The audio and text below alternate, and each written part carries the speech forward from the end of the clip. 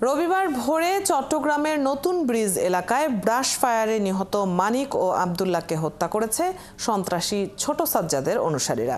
সাজ্জাদকে কদিন আগে ঢাকা থেকে গ্রেপ্তার করে পুলিশ। এই ঘটনায় আহত দুই যুবক জানান, সাজ্জাদের প্রতিপক্ষ সারওয়ারকে হত্যার উদ্দেশ্যে এই হামলা হয়। হামলা শুরু হওয়ার কিছুক্ষণের মধ্যে কৌশলে গাড়ি থেকে পালিয়ে যায় সারওয়ার। চট্টগ্রাম থেকে প্রণবেশ চক্রবর্তীর প্রতিবেদন।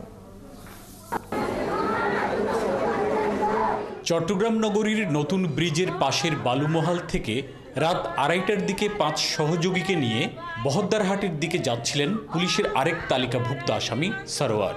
কিছু দূর না যেতেই পেছন থেকে 3-4টা মোটরসাইকেল তাড়া করে তাদের। এক পর্যায়ে শুরু হয় গোলাগুলি। গাড়িতেই গুলিবিদ্ধ হন আব্দুল্লাহ। প্রাণ বাঁচাতে অ্যাক্সেস রোডে পুলিশের গাড়ির সামনে থামে প্রাইভেট কারটি। সেখানেও হামলা চালায় মোটরসাইকেল আরোহীরা। আমার বন্ধুর আব্দুল্লাহ রানিং অবস্থায় পিছনে একটা গুলি লাগে, তারপরে ওর অবস্থা খারাপ, আমি ধরে রাখি। তারপরে যখন আর পারতাছি না, এখানে পুলিশের গাড়ি দেখে আমরা পুলিশের গাড়ির পাশে দাঁড় করাই গাড়িটা। পরে এলাকার লোকজন তাদের উদ্ধার করে চট্টগ্রাম মেডিকেল কলেজ হাসপাতালে নিয়ে যায়। চিকিৎসক আব্দুল্লাহ ও মানিককে মৃত ঘোষণা করেন। রোগী আসছে চারজনের ভিতরে একজন আমরা মৃতই পেয়েছি, আর একজন খুব গুরুতর কন্ডিশন ছিল। প্রাইভেট কারে থাকা সারওয়ারকে হত্যার উদ্দেশ্যেই এ হামলা হয় বলে জানান গুলিতে আহত হৃদয়। আমি গাড়ির মধ্যে থাকা অবস্থার মধ্যেই গুলি খাইছি, বাট লাস্টে গাড়ি যখন সাইড করছে ওখানে যান বাঁচানোর জন্য নেমে পালাইছি। আগেও এরকম হামলা হয়েছে। নিহত আব্দুল্লাহও কয়েক মাস আগে এরকম হামলায় গুলিতে পায়ে আঘাত পেয়েছেন দাবি পরিবারের। এর আগেও যে সাজ্জাদ গ্রুপ আছে না, কি বলে না,